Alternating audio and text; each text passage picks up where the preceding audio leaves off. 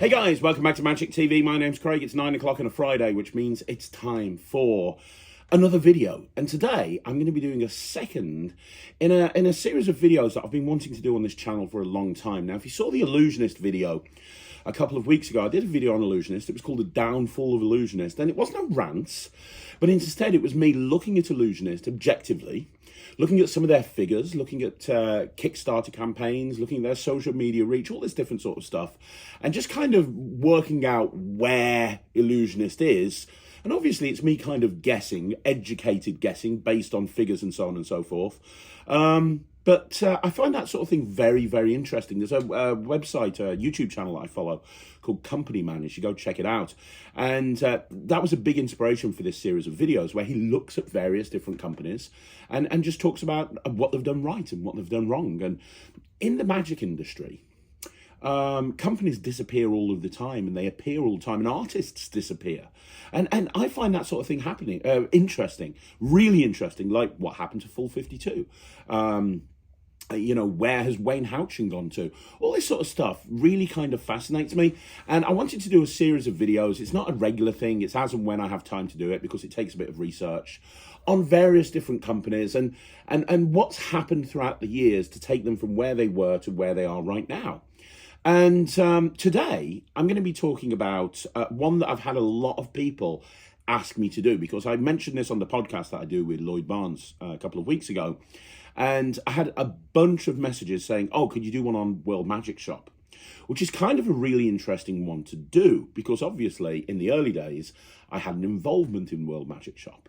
And I think it's really interesting to look at where they were now where they were versus where they are now, and kind of work out what happened along that journey. So that's what we're going to do today. We're going to talk about the rise and fall of World Magic Shop. Now, I say this is the rise and fall of World Magic Shop. It's kind of like the rise and fall and rise again of World Magic Shop, depending on how you look at it. But just to give you guys a frame of reference, if you don't know what World Magic Shop is, World Magic Shop now is basically the website that hosts David Penn's magic. So if David Penn releases a trick, you'll probably find it on World Magic Shop.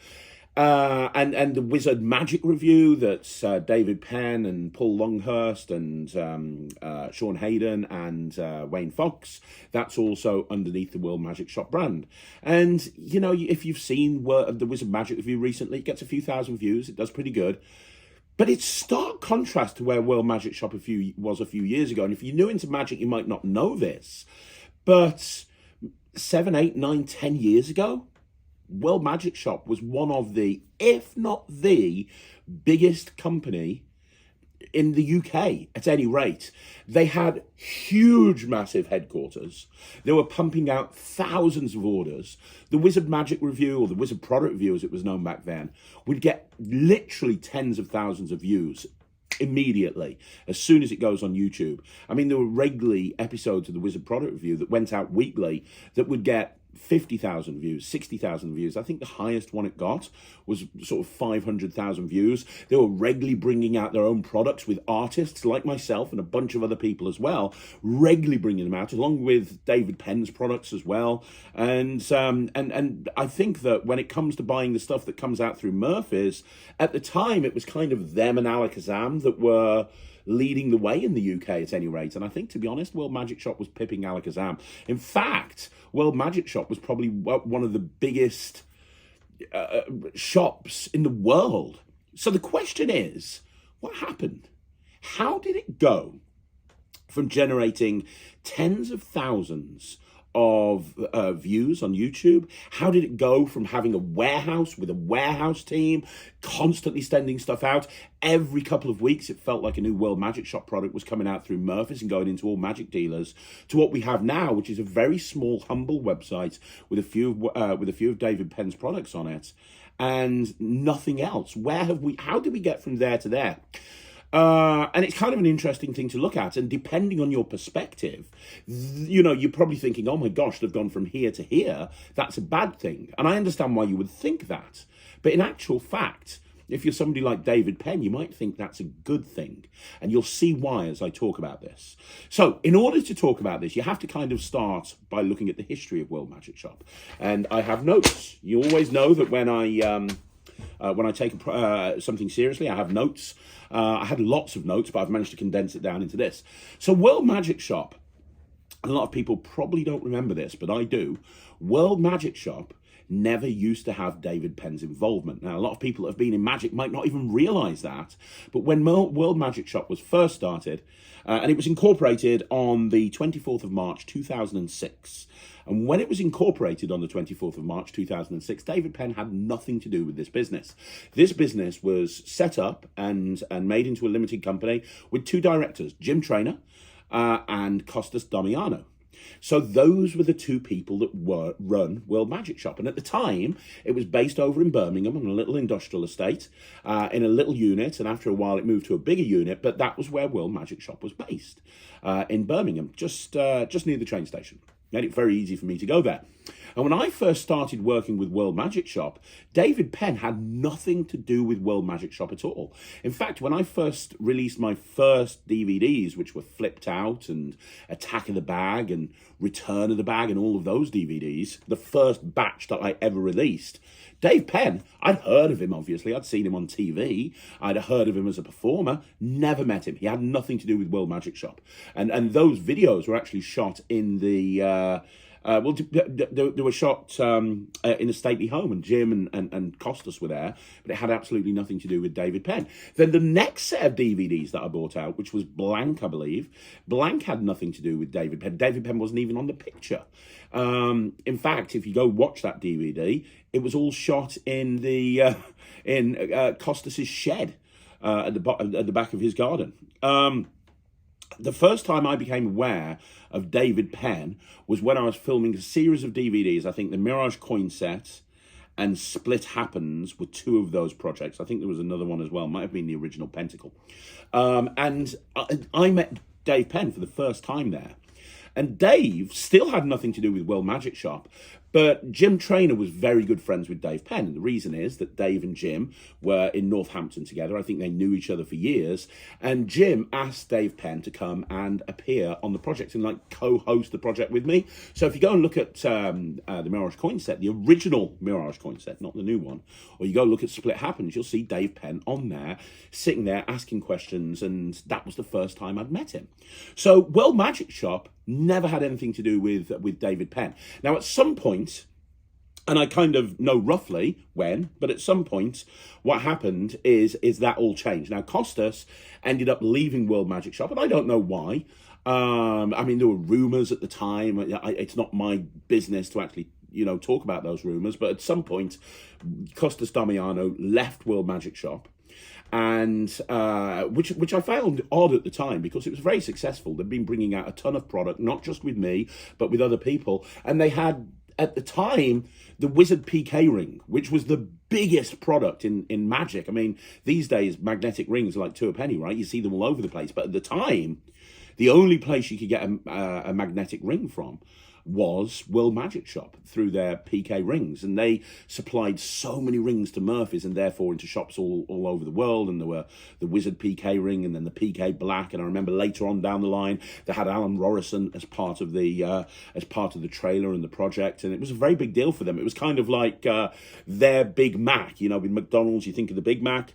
Well, World Magic Shop had the Wizard PK ring. But at some point, Costas Damiano left, and he ended up setting up another magic company called Magic Teo. Now, I'm not going to get into that. That's another video for another time. If you want me to talk about Magic Teo and Costas Damiano, I'm more than happy to do that. But at this point in the story, Costas leaves.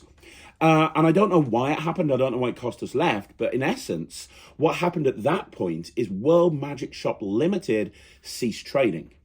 And instead, World Magic Shop became the trading name for Wizard Effects Productions Limited. So Wizard Effects Productions, and I've actually got the dates here. So the company, the original World Magic Shop Limited, was dissolved on the 15th of December 2011. and Wizard Effects Productions was incorporated on Company House on the 5th of June 2009. So it was incorporated a couple of years beforehand. So we can guess that around about 2009, 2010, that's when this whole changeover happened. Up until that point, it was Costas and Jim. It takes a while to dissolve a company. And then when this new Wizard Effects Productions was set up, it was Jim Traynor and it was Jim Traynor and it was David Penn. And Jim Traynor and David Penn started running Wizard Effects Productions. Very few people knew it as Wizard Effects Productions. If you bought a trick through a shop, it would have Wizard Effects Productions on it. But in reality, it was World Magic Shop. World Magic Shop was the trading name for Wizard Effects Productions. And you can see, if you look at an old logo of Wizard Effects Productions, you can see how important the Wizard PK ring was for them back then, because their logo incorporated that ring, and the Wizard PK ring became part of the name of the new limited company. Now, it's fair to say that when we talk about World Magic Shop and how dominant it became, this was when that happened. Obviously, I know David Penn very, very well, and he is very ambitious. He's very hardworking. He's very determined, and if he has a plan, then he will move hell and high water to make that plan a reality. But he's also a very good business person. So he's very motivated, he's very determined, but he's also a very good business person. He is very business savvy. You can't be at the level that he is through his whole career and not be business savvy, because at the time, you know, he had his own limited company as a performer as well. He still does. So he's now the director on 2 companies, right?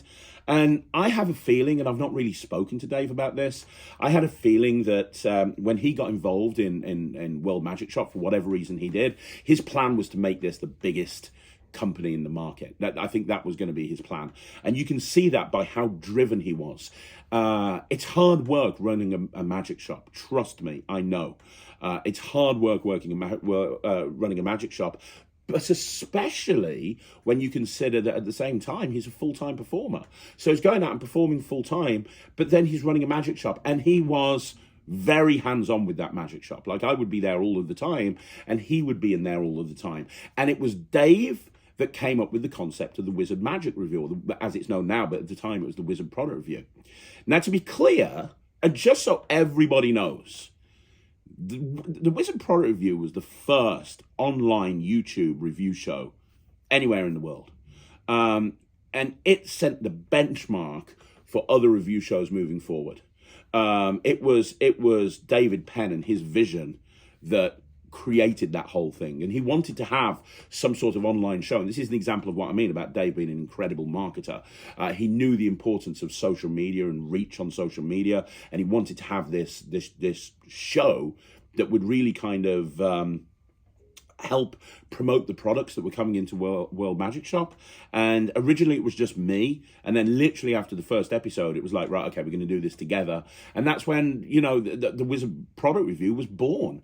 And at that time, I think that's one of the big things that catapulted World Magic Shop into the success that it had. Everybody was watching the Wizard Product Review. The amount of people that I speak to that go, I had a day off on a Wednesday just so I could watch the Wizard Product Review. And one of the things that Dave did, and it was a genius move, by the way, was to constantly promote, it's 12 o'clock on a Wednesday, it's 12 o'clock on a Wednesday. Because then everybody knew when the latest Wizard Product Review was going to drop. Now, since then, there's been lots of people that have copied the format, including myself and Ryland. Myself and Ryland, it's a 2-person review show. We sit down, we review 4 products. There are a lot of similarities. That mold that David Penn created has been copied over and over and over and over again. But for a very long time, nobody touched the Wizard Product Review. And a lot of people at that time thought I had something to do with the company. And I think the reason for that is a few reasons. One, I was, the flagship show was the Wizard Product Review, and I was on there every single week. So I became almost like the co-face of the company. And also, all of my products were being released exclusively through World Magic Shop. So it would make sense that a lot of people thought I had something to do with it, whilst in reality, I had nothing to do with it. For me, doing the Wizard Product Review was like a gig, really. It was something that I went and did every single week, and it built up my profile in the industry. I don't think I would be where I am right now if it wasn't for doing the Wizard Pro Review for as long as I did it. It was phenomenal. I remember one episode that we did in Magic Live got like 500,000 views, which was just insane. And the first time myself and David Penn went to Magic Live, we were like rock stars walking along that convention. Everybody was stopping and wanting to speak to us. It was insane. It was absolutely ridiculous. And during that period of time, we talk about the rise of World Magic Shop. This is where the rise took place. This is where they become really dominant. This is when they basically, everything Murphy's put out, they had on the site. But the Wizard Product Review was a massive marketing machine because there was nobody else really doing online reviews. At the time, it was just the magazines reviewing products. And you'd have to wait maybe a month or two for the latest magazine to drop in order to get a review. Whilst here, Dave could get a trick in, World Magic Shop could get a trick in, and then the next week, in 3 or 4 days, we could have it on the Wizard Product Review. And a lot of the catchphrases, get it off the sticks and all that sort of stuff, that all happened during this period of time. And because we were reviewing all the latest products and there were links in the description to go and buy it, more people became customers of World Magic Shop. More people became customers of World Magic Shop, and it just became bigger and bigger and bigger and bigger and bigger. Now, I have no idea what their financial position was, but I've got a feeling it was pretty good because they were bringing staff in. They moved to a bigger premises in Birmingham. So they moved from one industrial unit to another industrial unit.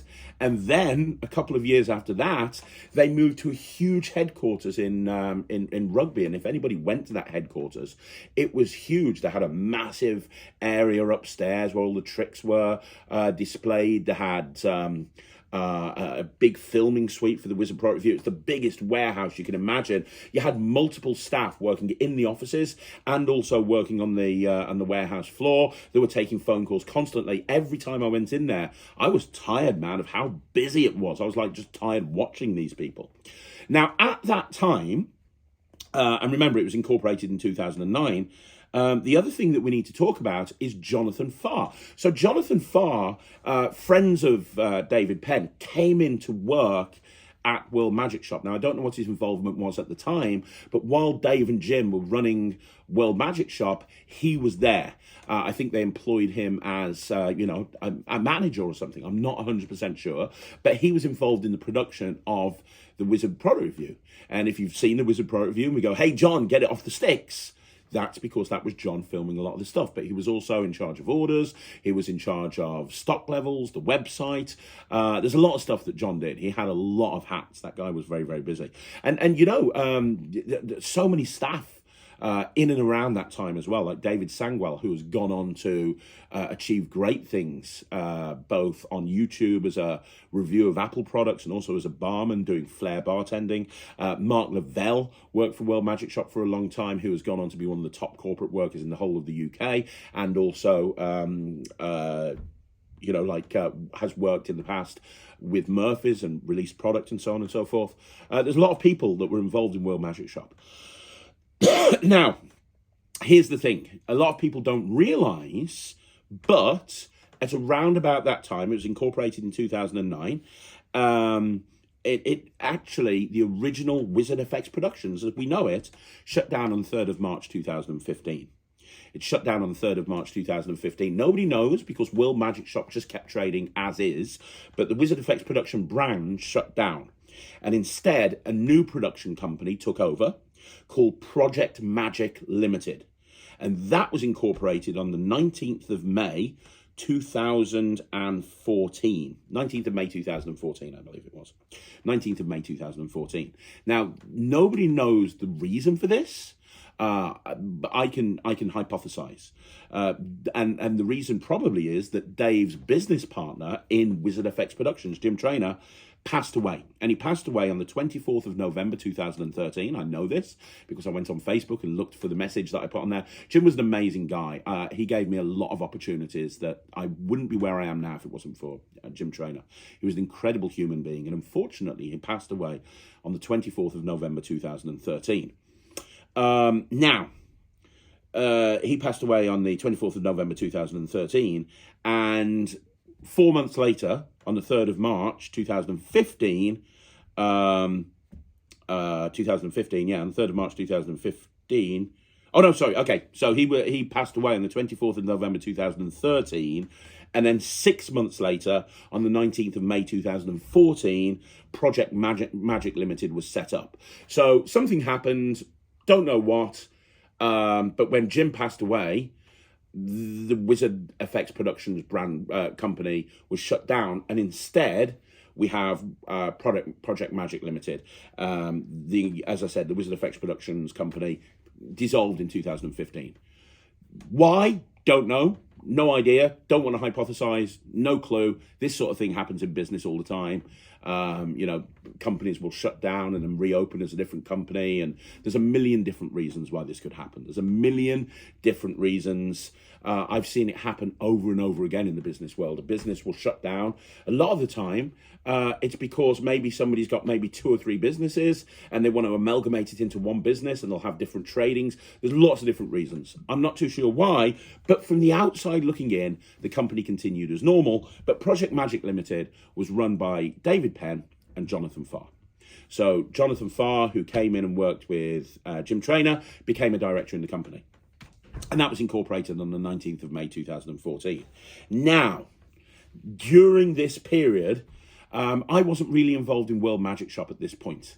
When Jim passed away, I'd kind of stepped away. I stepped away around about where Ryland was born. So around about 2012, I stepped away, really to focus on my own business. And I wanted to leave the magic industry at the time.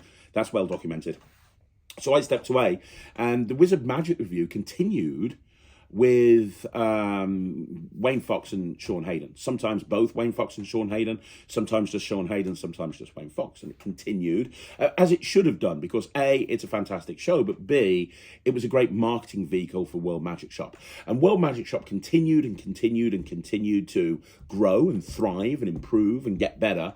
And their reach on social media and their reach as a company was just as big. Nothing was affected by this changeover in company. But what happened is on the 4th of December, and this is where we need to kind of guess, really, or not guess, because I have interviewed David Penn, and he mentioned a couple of things, so I think we can kind of make an educated guess. But on the 4th of December 2018, Project Magic Limited shut down. It was dissolved on the 4th of December 2018. Now, what's really interesting is a little bit before that, right? A little bit before that, let me just find the exact time so you know exactly what's going on. Yeah. So World Magic Shop has always been really good on social media, both on YouTube and Facebook and everything. And they would regularly put new products onto their Facebook page. In fact, their Facebook page was very vibrant with tens of thousands of followers. And they would always put new products from Murphy's, because if you don't know, when you're a magic shop, there's hundreds of products that come through Murphy's. You put them onto your site and you can list them, as can everybody. So World Magic Shop had some of their exclusive items that only World Magic Shop would have. And then they had stuff coming out through Murphy's that they would put onto the site as well. Their last sales post on Facebook was the 1st of June 2018. 1st of June 2018. That was the last sales post. So up until that point, there were tons of videos going on and tons of products. So at some point around about there, on the 1st of June 2018, which was about 6 months before the company got dissolved, there was a decision made somewhere that World Magic Shop would no longer promote Murphy's items. And we know this because then, about a month later, or just under a month later, on the 29th of June 2018, they put a post on their Facebook page saying, we're moving to new premises. Now, at the time, they were in that huge unit that I told you about in Rugby, but we're moving to new premises. We're going to have a new website. We're not taking any orders at this time. Now, that's a very strange thing for a business the size of World Magic Shops to do, that you're not going to take any orders while you go to a new site. That's kind of a weird thing. So that's what they did. They made that post, and then literally a week later, on the 6th of July 2018, they put a post up saying, hey, we've got a new site, and we're only going to be focusing on our own products. And then the site that got launched is the site that you can go see today, which is literally just a couple of Wayne Fox's products, a couple of my old products, but really it's just a vehicle for David Penn to market himself. So the decision was obviously made to not continue with it as a business, because, you know, if you've only got your own products on there, that's not going to be as big a business as it was in its heyday, when it was really kind of pushing out products and everybody was ordering from them. It's kind of it's kind of almost what we're seeing with Prop Dog at the moment. For those people that don't know, Prop Dog are winding down. And if you look at the new product section of Prop Dog, no new stuff has really gone on there for a while, because Dave wants to move to Wales and focus on the stuff that he's making himself. Dave from Prop Dog, obviously, wants to focus on that sort of stuff, so he's winding down the Murphy's orders. That's what we're seeing here with Prop Dog at the moment, and it's kind of the same thing that we were seeing with World Magic Shop back in 2018. But I think the decision was made a little bit before that. And the reason is their biggest marketing vehicle, which is the Wizard Product Review. The last episode for quite a while was on the 18th of April, 2018. And that was one with Dave Penn and Sean Hayden. And that became the final episode for a while. They didn't announce it was going to be the final episode, but it was the final episode. All during this period where they stopped promoting on Facebook, and they said, hey, they're taking a step back and they're moving premises and so on and so forth. There was no Wizard Product Review. The Wizard Product Review then came back on the 11th of July 2018, and it was an episode with Wayne and Sean, and they said, hey, we're back. Total different focus on the business. Now we're just going to be promoting our own stuff. That's all we're going to be doing. We're not going to be going and selling Murphy's items. It's going to be a totally different vehicle. And from that point on, that is what's happened. Now, I called this the rise and the fall. And the reason I called it the rise and the fall is because from its very humble beginnings in 2006, when the company was formed, it rose huge to the biggest level. And then, I would argue, shortly after Project Magic Limited was launched, shortly around about, of course, when Project Magic was launched, there was stuff coming out all the time from Tom Wright and tons of different people, loads of tricks coming out all the time. But at some point, when Project Magic Limited was formed, everything kind of slowed down, eventually stopped. Called it the rise and the fall. There is another rise, which we'll talk about in a minute. But why did this happen? Why did we go from such a big company? And people have speculated, and one of the reasons I wanted to make this video is because I think there's a bit of misinformation out there. And I think people think that, Dave Penn is a bad business person. And Dave Penn shut the company because it was unsuccessful. That's absolutely not the reason at all. I would put it to you that Dave Penn is an incredible business person.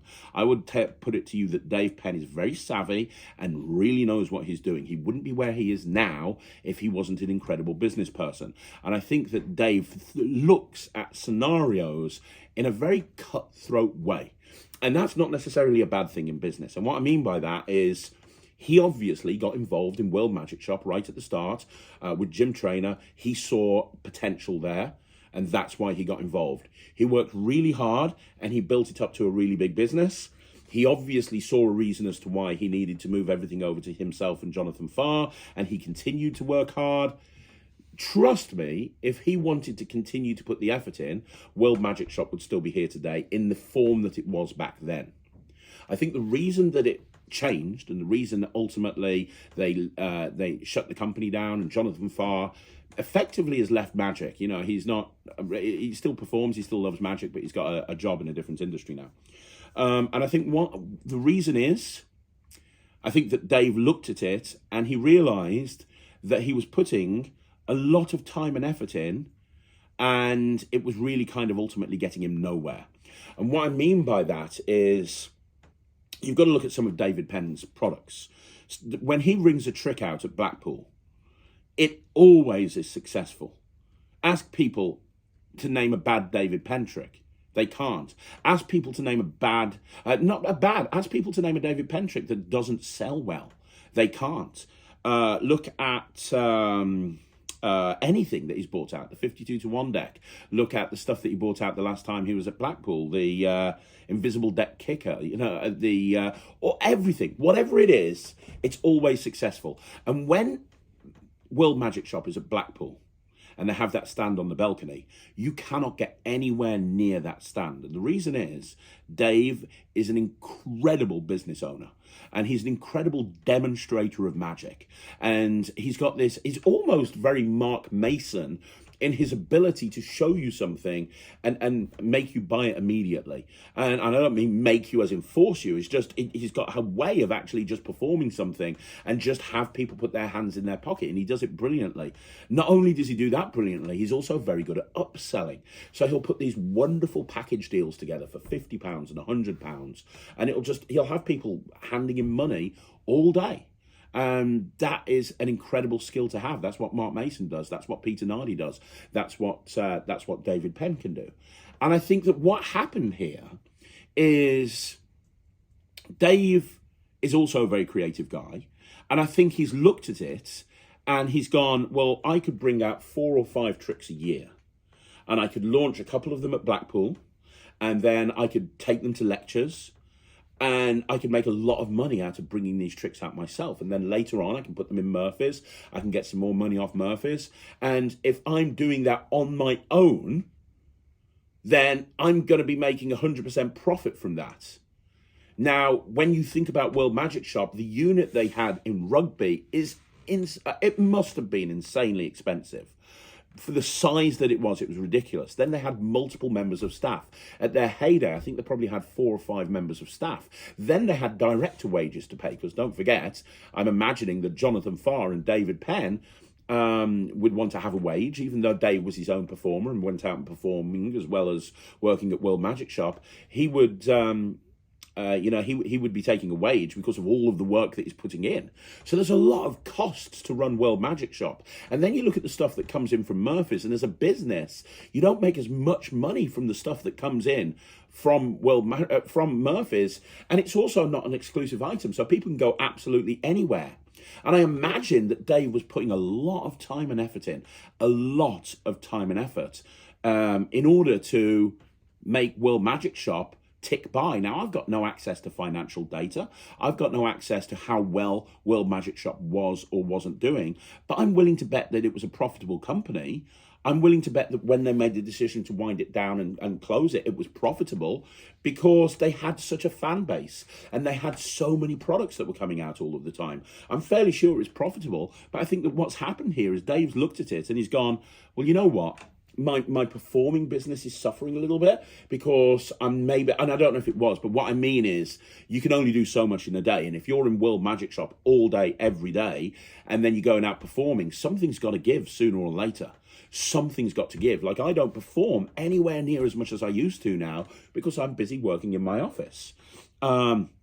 And my offices are nowhere near the size of World Magic Shop's offices back in the day. And I haven't got the overheads either, because World Magic Shop, when they were buying in tricks from Murphy's, well, immediately they've got to pay a Murphy's bill, which is a big bill to pay. And I think that all that's happened here is Dave Penn has looked at this and he's gone, you know what? Purely from a business point of view, I could continue to work my arse off to continue to make World Magic Shop the shop that it is right now, and I can continue to release all of my tricks, because if he's creating a trick and releasing it through World Magic Shop, don't forget the money that trick is making is the company's money. It's not like it's his money. So when he makes a trick, let's say he makes the floating banana, if he was doing that through World Magic Shop and he sells the floating banana and it's a huge success, all of that money goes into the business. And then what happens is the business uses that money to pay overheads and costs and expenses and wages and so on and so forth. And the money that's left, he won't even see because he's just getting a wage, right? On top of what he's getting as a performer himself. Whilst if he shuts down World Magic Shop, he's still going to be able to create. He can just do that himself. He can create the tricks himself. He can produce them himself. He knows how to produce anything. And then he can sell them, but all of the money is his. He hasn't got to pay staff wages. He hasn't got to pay another director's wages. He hasn't got to pay for a massive unit. He hasn't got to pay huge bills at Murphy's. He literally just has to count the money, so to speak. And he's not going to be working anywhere near the length of time because he switched the Wizard product review to fortnightly instead of weekly. So because he switched it to fortnightly instead of weekly, there's less of a commitment there. He's not having to go into this unit every single day. He can literally sit at home, create some tricks, speak to Murphy, speak to a few other people, get some quotes, release it, and make an absolute fortune. He's probably making more money now And I'm bringing this about money, but the reason is when you're thinking about business and business decisions, ultimately turnover and profit are two of the most important things to think about, right? So he's going to be making more money now than he would do, I imagine, running World Magic Shop. And that must have been a very frustrating situation. It must have been very frustrating knowing how much a product is making when he releases it to the community, knowing how much a product is making, but then he's not seeing any of it. It kind of gets to a point where it's like, well, why am I even doing this? What's even the point, right? And I think that's the situation. So I say it's the rise and the fall because it is a rise and it is a fall when you look at the business as a whole. But in reality, I think if you ask Dave Penn about this, it'd be the rise, the fall, and the rise again. Because what it's allowed Dave to do is scale back and just focus on the aspects of the business that he really enjoys doing. I don't see Dave that much these days, but I know he's an incredible creator and he enjoys creating. He gets the chance to do that. I know he's an incredible performer and he loves performing. He's got more time to perform now and more time to work on the marketing of himself as a performer because he's not having to run another business. I know he loves filming the Wizard Pro Review with his friends, Sean Hayden and Wayne Fox. And recently, Paul Longhurst. I don't know Paul, but I've watched a couple of the episodes with Paul in. Seems like a super nice guy. He's getting time to do that now. So for me, looking at this, hypothesizing, looking at this and also looking at, I imagine how Dave's looking at it, it's actually a rise at the end as well, because now he's making probably the same amount of money, if not more money. He's scaled down the amount of hours he has to work massively, and he's getting more chance to spend time with his family, more time practicing magic. He's probably going to he's probably got more time to create, because the problem is he was always doing something at World Magic Shop. When I was there in the heyday, he was there, he was filming a project for somebody else, he was speaking to Murphys, he was doing this, he was doing that. He didn't have time to create. He just had time to he just had time to do whatever he was doing in the business. And you know what? I'm not saying running a magic shop isn't profitable. I know from speaking to people like Peter Nardi, it is profitable. But the difference is Dave has two businesses in effect. He has himself as a performer, and he had Project Magic or Wizard FX or World Magic Shop, whatever you want to call it. He had those two businesses. And I think that business was taking away the time from this business. This business was probably way more profitable because him as a performer, there's hardly any expenses. I know he doesn't spend a fortune on Google AdWords. He's got an incredible reputation. He gets a lot of work from repeat clients and agents. There's very little marketing spend there. He's making more money from being a performer. But then this side of it, which is probably taking up more than half, more than 3/4 of his time, he's probably seeing nowhere near as much money from that. And as a business decision has been made to go, right, okay, I'm stripping that back, I'm focusing on this, but I'm also going to take the aspects of this that I love and do that. And I think that's a really smart business decision. And I think if there's one thing that we can learn from this whole scenario, it's that sometimes if you love something, you have to let it go. And sometimes you constantly have to assess what you're doing as a business. And you constantly have to assess if you're doing the right thing and if you are doing the right thing.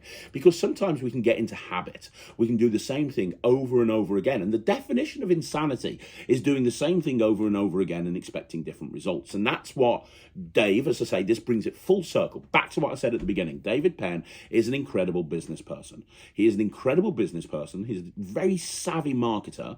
And I think he's just looked at this and he's just gone, this is nuts. This is a ridiculous decision. This is a ridiculous thing that I'm doing. I'm pushing 50. I know he's pushing 50 because I'm pushing 50 and we're about the same age. I'm pushing 50. I want to focus on something else. Smart decision. Absolutely smart decision. So from the outside looking in, this is the rise and fall of World Magic Shop. Whilst in reality, I think David Penn looks at it. And to be honest, reading between the lines, I look at it the same way as the rise and fall and rise of World Magic Shop. It's crazy to say that you can shut a business down, liquidate and dissolve a limited company, and yet you can still put that into a better position. But I think that's what he's done here. I think he's made a business decision, and I think he's ultimately better off for it. So, Long may the Wizard product review continue. It changes its faces every so often, but I'm still a big fan, and I'm very proud of being part of the Wizard Magic Review, or the Wizard product review, whatever it is, from the very, very beginning. And long may World Magic Shop continue, because there's one thing. Some people don't like David Penn, just like some people don't like me. Some people love David Penn. Two things I know about Dave. A, he's an incredible lecturer. And two, he's an incredibly creative guy. And I know that when Blackpool comes along in 2023, the first thing that I'm going to do, before that's even, because I get to go in before anyone else, the first thing that I'm going to do is I'm going to walk over to Dave Penn's stand, and whatever it is that he's got, I'm going to hand him over the money, and I'm going to buy it sight unseen.